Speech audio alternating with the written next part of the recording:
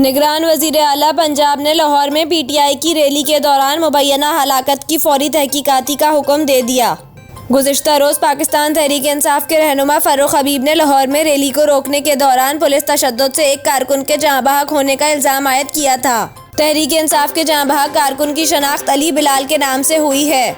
इस हवाले से सर्विसेज अस्पताल की इंतज़ामिया का कहना है कि अली बिलाल के सर पर और नाक पर चोट लगी हुई है। मौत की वजह का तयन डॉक्टर करेंगे। ताहम निगरान वज़ीर आला पंजाब मोहसिन नकवी ने कहा है कि हलाक होने वाले शख्स को निजी गाड़ी अस्पताल छोड़कर गई। सेफ सिटी कैमरों की मदद से इस गाड़ी और सवारों की तलाश जारी है।